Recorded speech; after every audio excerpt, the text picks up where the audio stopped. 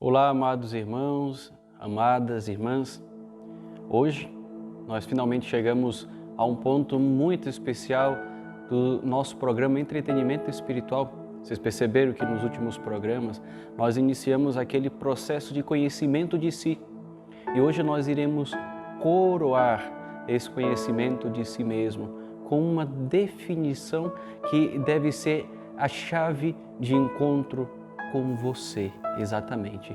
Você deve se encontrar agora consigo mesmo, deve olhar para a sua face e dizer assim: eu sou assim, eu sou essa pessoa, eu verdadeiramente sou... três pontinhos. É você quem vai dizer. Exatamente isso. Então eu te convido hoje a acompanhar esse programa junto comigo, porque se você quer de fato dizer que você se conhece, dizer quem que você é, então é necessário que você adentre a esse mistério da graça de Deus, de que Ele te convida a avançar para águas muito mais profundas do que aquelas que você já entrou. Então, fica comigo nesse programa de hoje. Eu sou o Padre Gabriel e este é o programa Entretenimento Espiritual.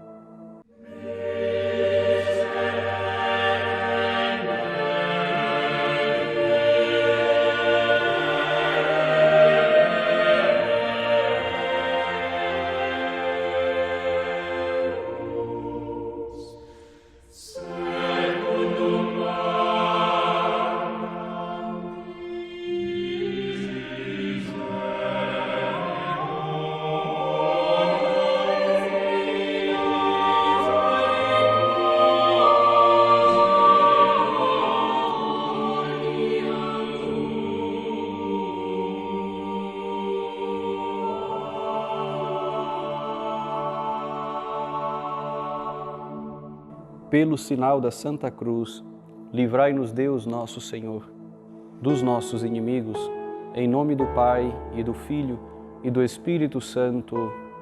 Amém. Vinde, Espírito Santo, enchei os corações dos vossos fiéis, e acendei neles o fogo do vosso amor. Enviai o vosso Espírito, e tudo será criado, e renovareis a face da terra. Oremos. Ó Deus, que instruístes os corações dos vossos fiéis, com a luz do Espírito Santo, fazei que apreciemos retamente todas as coisas, segundo o mesmo Espírito, e gozemos sempre da sua consolação. Por Cristo, Senhor nosso. Amém. Ave Maria, cheia de graça, o Senhor é convosco. Bendita sois vós entre as mulheres, e bendito é o fruto do vosso ventre, Jesus. Santa Maria, Mãe de Deus, rogai por nós, pecadores, agora e na hora de nossa morte. Amém. Maria, sede da sabedoria, rogai por nós. Santa Faustina, rogai por nós. Em nome do Pai, e do Filho, e do Espírito Santo. Amém. Muito bem, queridos irmãos e irmãs, finalmente vamos nos conhecer de verdade. Aqueles que achavam que seria algo meio tolo ou óbvio, né? Uma pergunta como: quem é você? Ou você se conhece? E responder isso de forma muito clara e objetiva, como se fosse algo fácil, sabe agora, a partir dos programas anteriores, que não é assim tão simples dizer quem você é. Vocês viram que nos últimos programas nós procuramos tentar compreender o ser humano a partir de vários aspectos, né? Você viu muito bem quem que é a pessoa do homem, do masculino, na sua essência. O homem como pessoa, o homem como masculino, um ser masculino, e depois um homem como pai. Viram também a figura da mulher, a mulher como pessoa, a mulher como uma figura feminina, a mulher como mãe.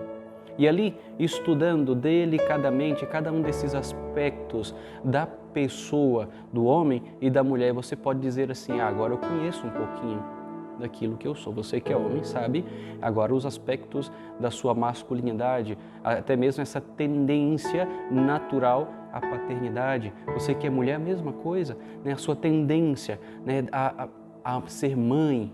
né, a maternidade e também a sua tendência à feminilidade, que é algo natural. Por quê? Porque Deus te fez assim, né? Então, o primeiro ponto para você dizer que você se conhece é dizer que você foi criado à imagem e semelhança de Deus. Então, você é aquilo que Deus pensou para você. Essa carcaça que você está vendo agora aí, tal como ela está no dia de hoje, nesse exato momento, né, com seus defeitos, com as suas qualidades, enfim, ainda não é aquilo que Deus sonhou para você. Ainda não é você. Você é aquilo que você é na essência. Eu sei que às vezes as frases, por serem um tanto filosóficas ou até mesmo poéticas, pode parecer difícil de compreender, mas a gente só pode compreender uma coisa verdadeiramente e dizer isso é o que é quando você adentra ao essencial da sua natureza, a essência. Você adentra nas profundezas daquilo que verdadeiramente é. Você, por exemplo, se você pega um vaso de flores e coloca água para você simplesmente tomar água, para você matar a sua sede, você pode até dizer que aquilo é um vaso ou uma jarra de água, mas aquilo não é uma jarra de água. Na essência, para o que ela foi destinada, para que ela foi criada? Para quê? Para ser um vaso de flores. Então, na essência, ela é um vaso de flores. Então, é esse o aspecto que você tem que compreender. Quem que você é na sua essência. Quem que você é. Então, a primeira coisa que você é na sua essência é a imagem e semelhança de Deus. Então, você que tem seu caderno, seu bloquinho de anotações, anota aí. Eu sou imagem e semelhança de Deus.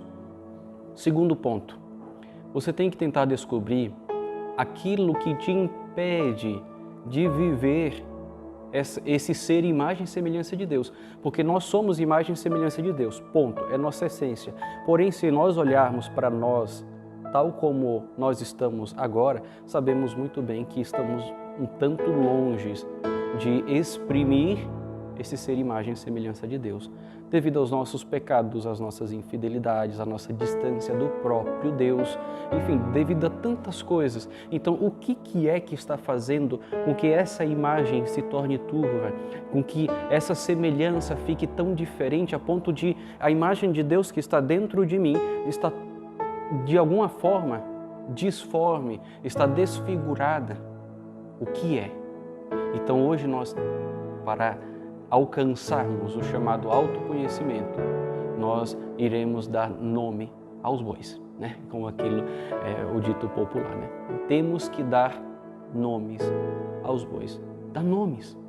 Você tem que ser concreto no seu crescimento espiritual. Caso contrário, você vai viver uma vida espiritual que é fantasia. Uma vida espiritual que, na verdade, é mais carnal do que qualquer outra coisa, né?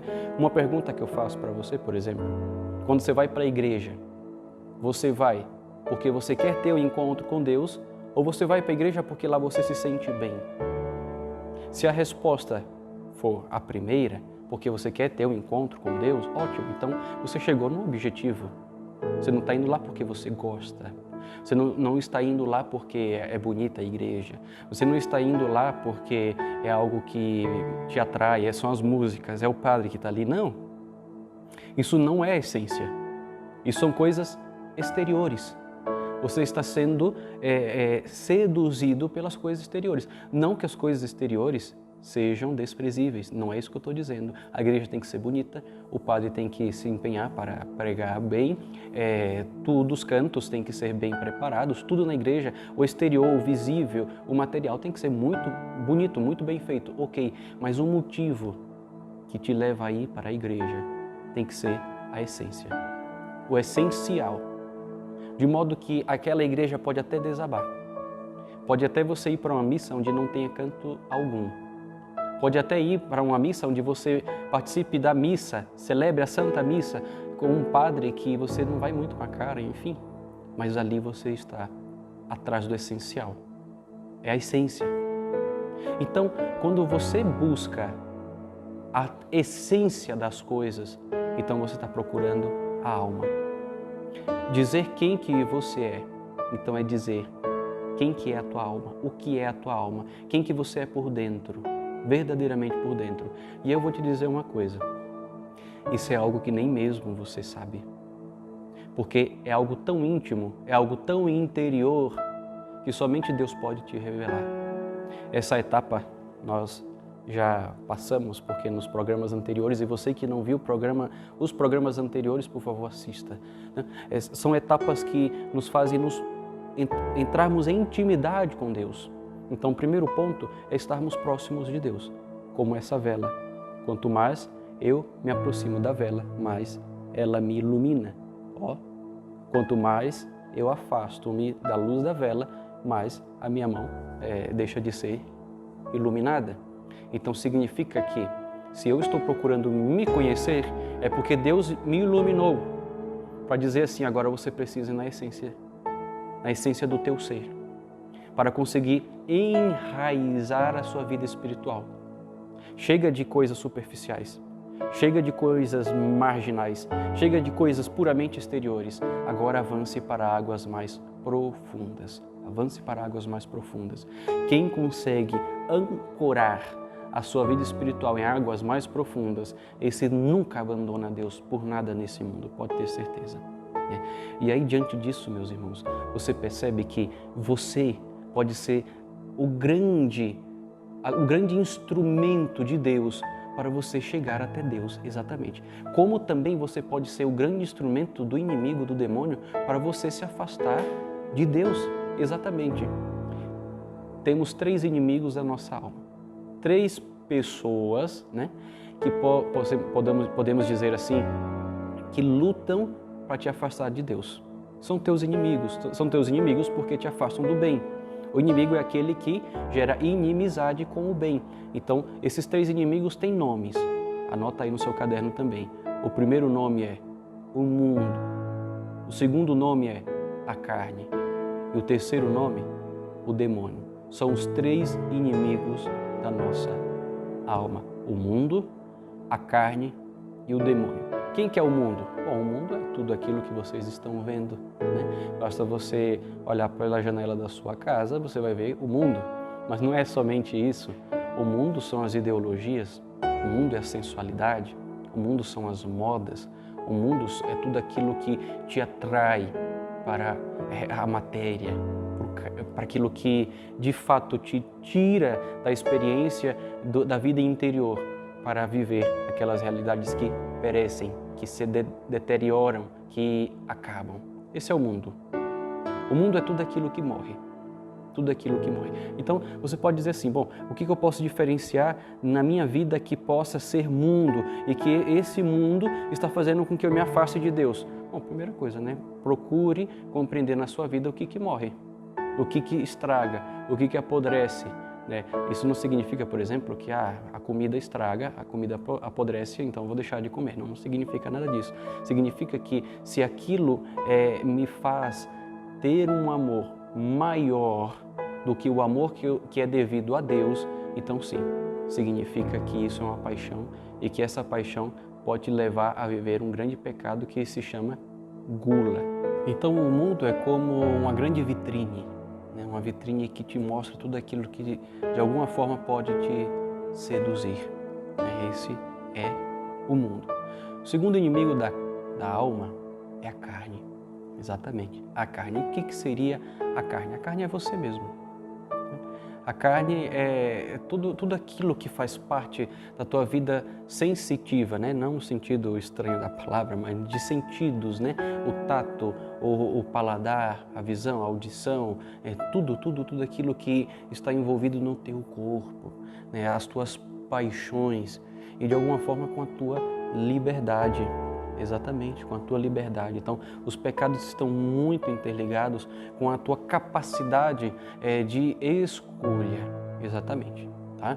Mas já volto nesse segundo inimigo da alma. Vamos para o terceiro inimigo, que se chama demônio. Demônio todo mundo já conhece, É o grande inimigo da nossa alma, o inimigo da salvação, o inimigo número 1 de Deus. Eu pergunto para vocês, desses 3 inimigos, qual é o pior? Qual é o mais forte?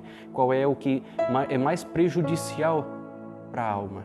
Bom, Quem respondeu que é o demônio, infelizmente errou. Não é o demônio. O inimigo mais poderoso, né, se a gente pode dizer assim, é a carne, ou seja, é você mesmo.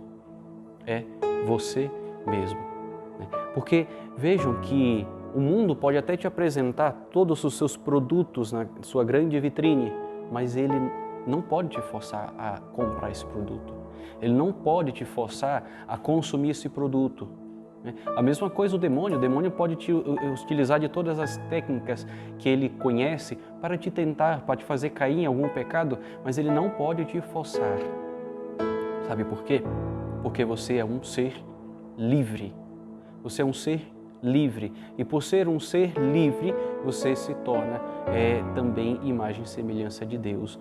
Porque foi no dia da criação que o Senhor nos deu esse grande dom chamado liberdade. É uma grande virtude, a virtude da liberdade, a capacidade de você escolher todas as coisas que te levam a Deus. Essa é a verdadeira liberdade. Liberdade não significa você escolher entre um livro e outro, mas você escolher entre aquilo que te leva a Deus e aquilo que te afasta de Deus, mas sobretudo aquilo que te faz ter um encontro com Deus, um encontro amoroso com Deus.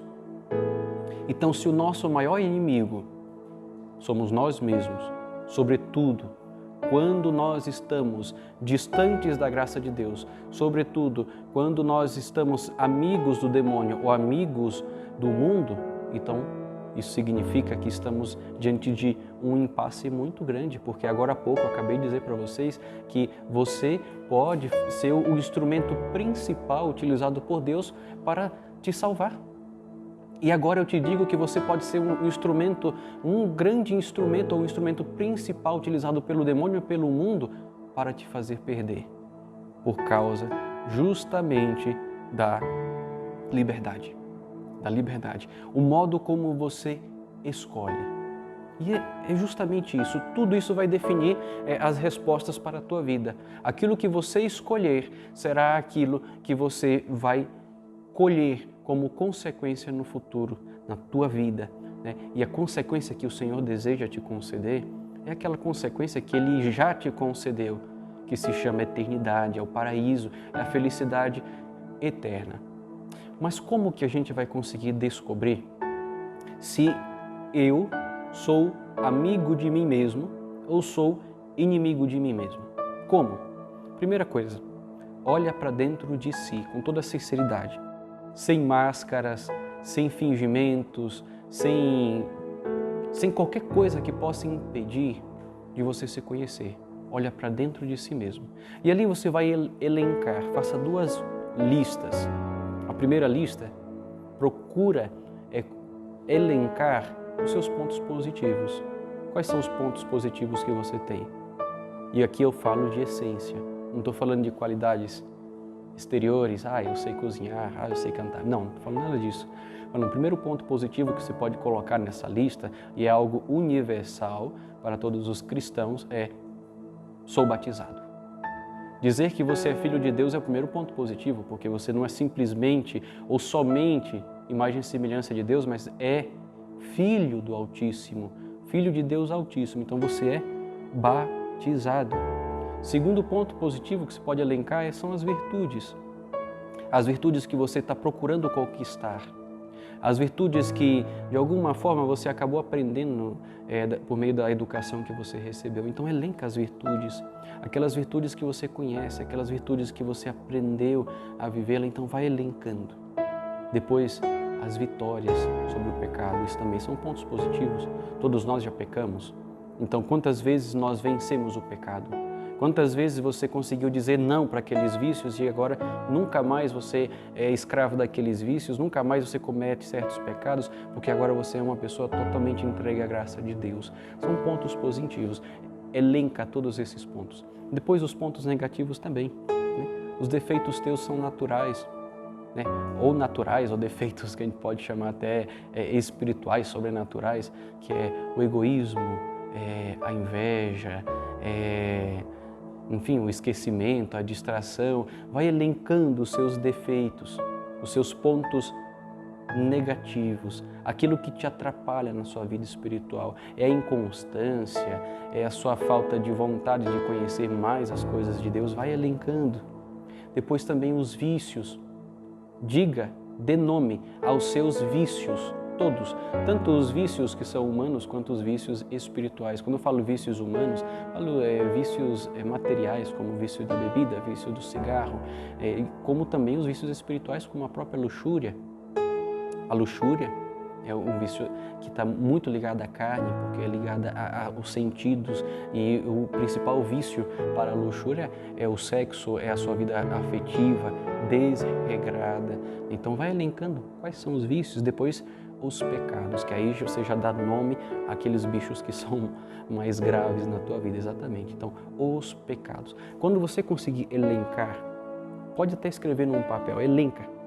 Vai lá, escreve num papel todos os pontos positivos, aquilo que na tua natureza humana, mas também a partir daquilo que você recebeu como dom de Deus, a partir do batismo, né, você pode elencar como ponto positivo e depois como ponto negativo, aquilo que desde o teu batismo você acabou traindo a Deus por causa de defeitos, por causa do caráter, por causa de tantas carências, tantas coisas que possam existir na tua vida que te impede de ser um homem, uma mulher, que sejam pessoas honestas, que sejam pessoas de fé, pessoas fiéis à graça de Deus. E aí, elencando, você vai conseguir detectar quais são as amarras que te prendem às coisas do mundo e que te impedem de viver a graça de Deus na tua vida. Então você vai conseguindo, aos pouquinhos, detectando essas amarras, você vai conseguindo dar nome para elas. E aí eu gosto de chamar, é uma expressão que eu particularmente assim acho um tanto familiar, né? São os pecados de estimação, né? São aqueles pecados que você já tem um monte de tempo que carrega eles na tua vida e parece que são como animais de estimação. Você tem um afeto, um apego àquele pecado, porque por mais que você se distancia dele, volta e meia você volta para ele novamente, né? E aquilo parece que faz parte da tua vida, parece que é tão forte aqueles pecados ou aquele pecado em específico que faz parte da tua natureza e nunca você vai largar. Esse pensamento aqui é um pensamento autodestrutivo, exatamente. Quando você impõe limites à graça de Deus na tua vida, então você já não tem mais jeito. Desculpa falar, exatamente. É o chamado pecado contra o Espírito Santo.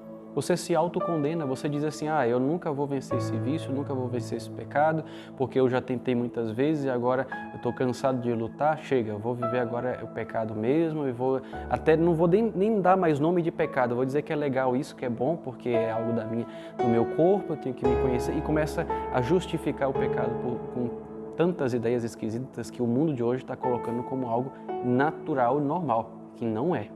Não é. Você acaba convivendo com o próprio monstro que você criou para si mesmo. É o mundo do Monstros S.A. na tua vida, né? Ali você vai convivendo com os seus monstrinhos, né? Como se fossem animais de estimação, os mais bonitos, né? E você tem que saber revelar, tirar do esconderijo esses monstros que existem, né? Claro que aqui eu estou utilizando uma linguagem metafórica, você sabe muito bem que não é monstros realmente, né? Apesar que, se a gente fosse dar um rosto e um corpo para cada pecado que a gente comete, então realmente eles seriam monstros, né? E aqui, meus irmãos e minhas irmãs, eu elenquei para vocês os principais pecados que já são conhecidos por todos os católicos, os cristãos, que são chamados 7 pecados capitais. Né? Quais são os 7 pecados capitais? Luxúria, o segundo, a soberba, terceiro, a gula, o quarto, a avareza, o quinto, a ira, o sexto, a inveja, o sétimo, preguiça. Então, repetindo, luxúria, soberba, gula, avareza, ira, inveja e preguiça. Exatamente, os 7 pecados capitais. Então anota também quais são esses pecados. Eu vou repetir mais uma vez para ficar mais gravado ainda na sua mente, para te dar a oportunidade também de anotar. Luxúria, soberba, gula, avareza, ira, inveja e preguiça. A partir do próximo programa, nós iremos falar sobre cada um desses pecados, exatamente. Iremos tratar cada um dos programas falando sobre esses pecados, né? E vamos ali aprofundar e tentar descobrir o que eu carrego dentro de mim que acaba me tornando uma pessoa luxuriosa, uma pessoa viciada na luxúria, escrava da luxúria, ou mesmo da soberba, da gula, da avareza. Gula não é somente o ato de comer, mas é o desejo de ter um mundo para mim. Isso é gula também, a gente vai descobrir o que isso significa, quais são os sintomas, os sinais de que eu sou uma pessoa gulosa, né? Aqui no sentido mais terrível dessa palavra. Então, mas hoje, meus irmãos, eu gostaria que vocês, de alguma forma, já colocassem na mesa quais são esses principais pecados que fazem parte da tua vida. Aquilo que você acha que tem. Exatamente, né? É o que você acha que tem. Nos próximos programas nós iremos tratar um por um e você vai poder dizer, será que eu tenho isso? Será que eu vivo? E aí a gente vai descobrir o que mais predomina na tua vida como pecado capital. Porque descobrindo qual é o pecado capital que mais te ataca, que mais te escraviza, você vai conseguir descobrir como que o corpo desse pecado capital acaba te escravizando com os seus pequenos membros.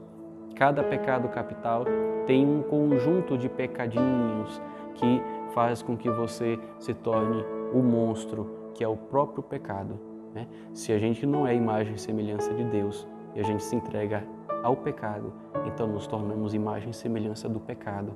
E como eu disse para vocês, é um monstro terrível.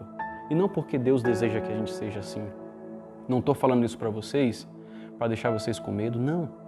Mas quantas vezes a gente, por medo de olhar no espelho, de dizer eu sou assim, eu estou um monstro, porque eu estou afastado da graça de Deus, quantas vezes a gente impede que a beleza de Deus restaure toda essa feiura que me faz estar longe da graça dEle? Então o que eu quero te convencer é, olha para esse espelho, veja que triste que está e vamos mudar. Juntos, vamos mudar.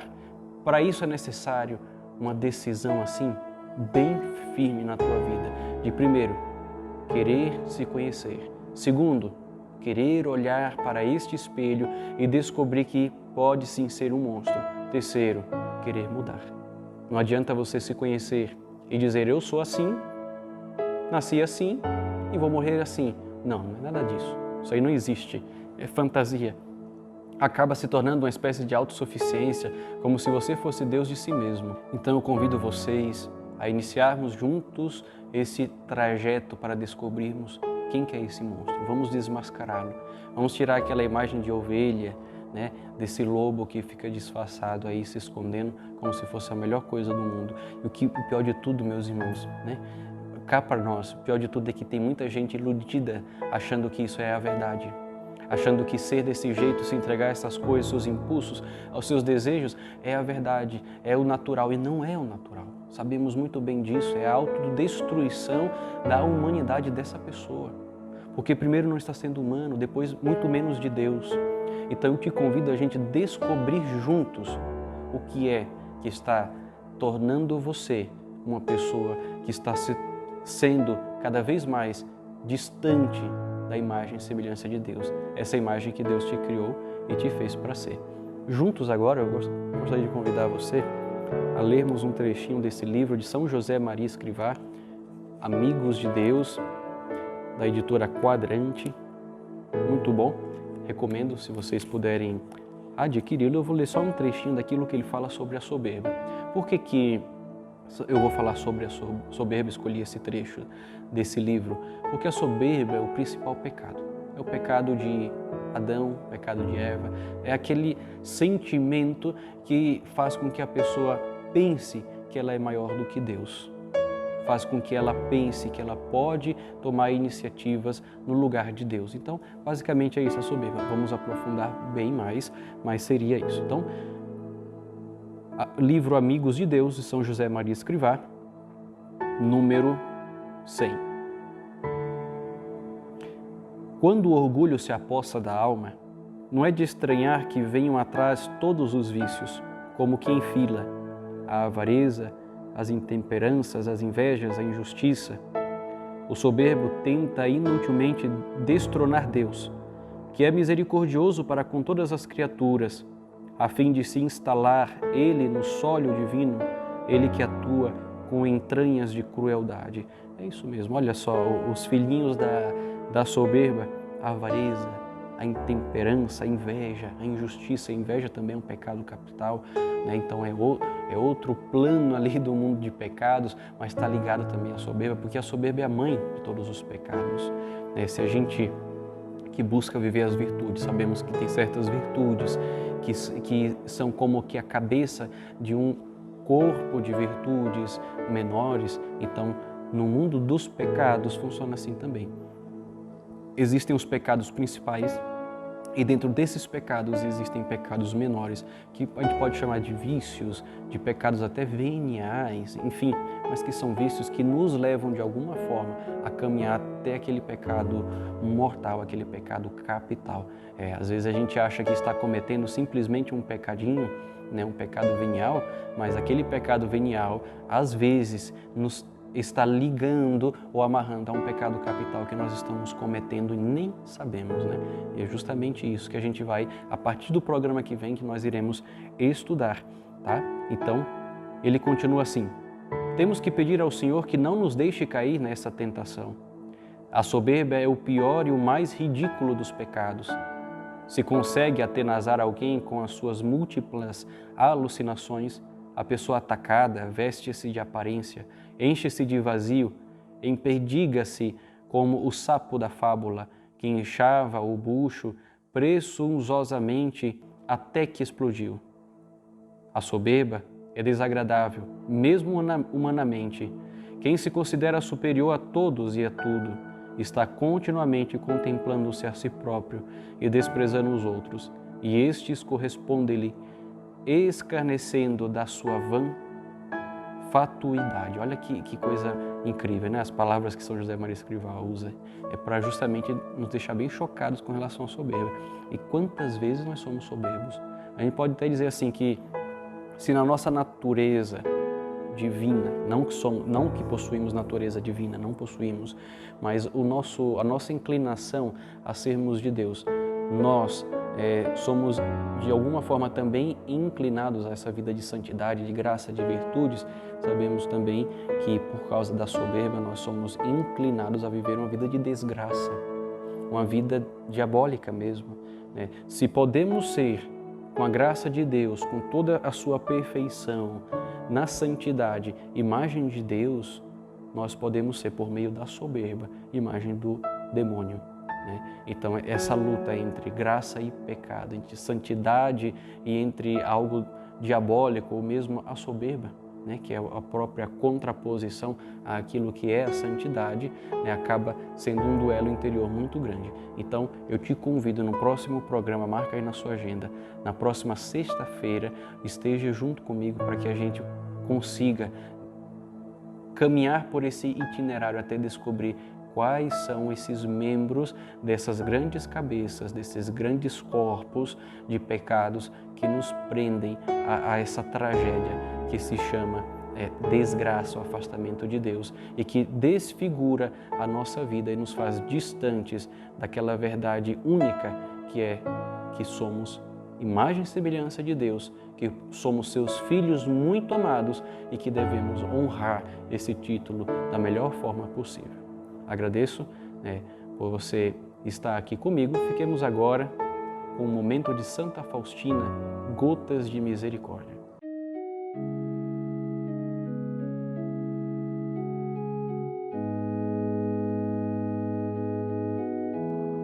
Hoje eu separei para vocês uma passagem muito interessante do Diário de Santa Faustina, em que Jesus vai nos explicar um pouco sobre essa questão do autoconhecimento, de uma forma um tanto diferente.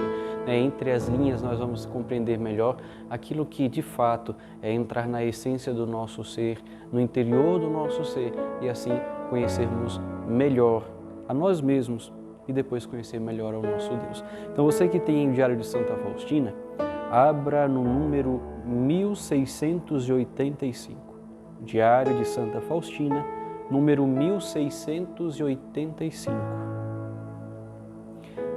Ela escreve assim: Hoje, durante a hora santa, pedi ao Senhor Jesus que se digne a me instruir sobre a vida interior.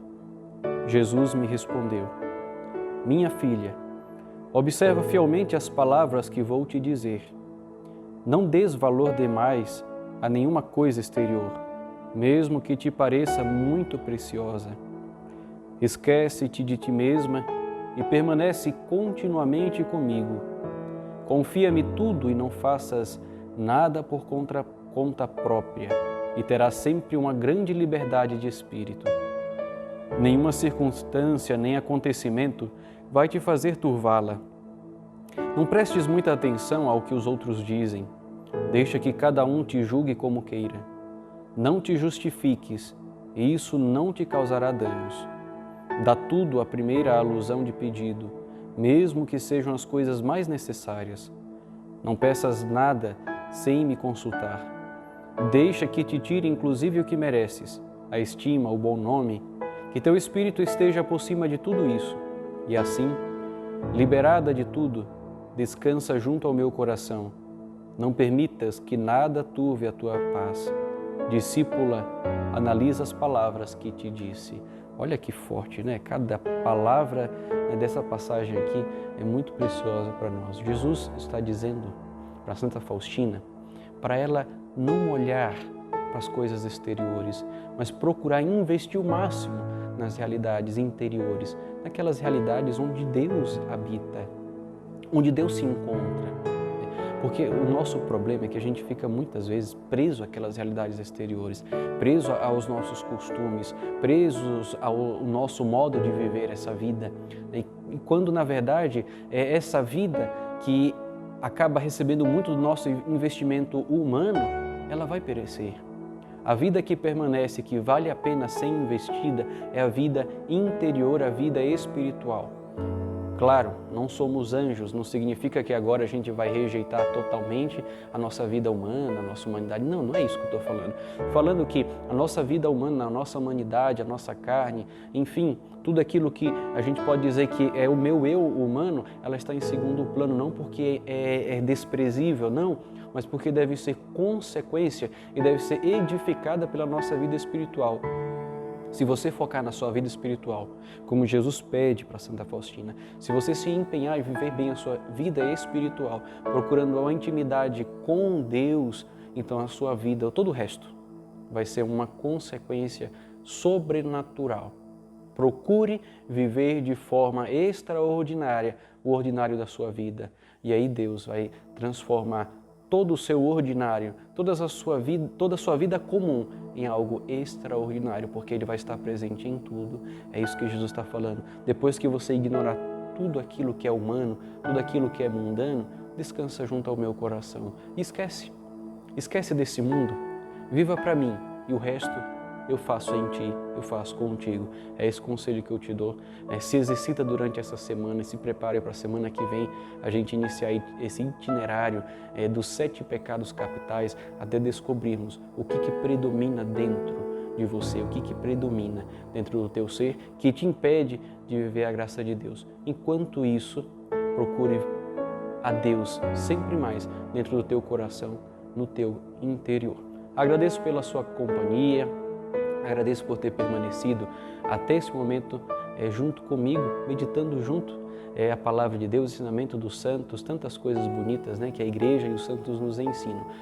Peço novamente, encarecidamente, que você não deixe de dar o seu joinha nesse programa, curta esse vídeo, mas também compartilhe, isso mesmo. Assim que acabar esse programa, vai lá, clica em compartilhar e aí você espalha para todo mundo que você conhece esse programa para que mais pessoas consigam acompanhá-lo todas as semanas e assim a gente consiga também fazer com que esse mundo inteiro caminhe por uma vida espiritual mais saudável e mais verdadeira também. Então, muito obrigado, agradeço de coração. Se você não se inscreveu ainda no nosso canal, não deixe de se inscrever. Clica lá em inscrição, inscreva-se. E também, para ficar até mais fácil de você acompanhar toda a nossa programação, acione o sininho, né? Tem um sininho ali, então acione tudo aquilo que tiver debaixo desse vídeo, né? Você clica lá, tudo que for positivo, se inscreva, compartilha, tudo mais, né? Participa bem, você vai ver que, né, nós, servos da Divina Misericórdia, vamos estar dentro da tua casa, dentro da tua vida, e você também participando da nossa vida espiritual, né, que para nós é uma grande alegria.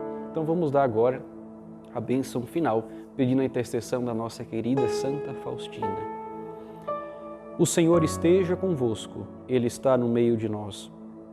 Por intercessão do coração imaculado de Maria, a Mãe da Divina Misericórdia, de Santa Faustina Kowalska, desça sobre vós toda a cura e libertação de todos os influxos do maligno e dos seus aliados, e desça copiosa a bênção de Deus Todo-Poderoso, Pai e Filho e Espírito Santo. Amém.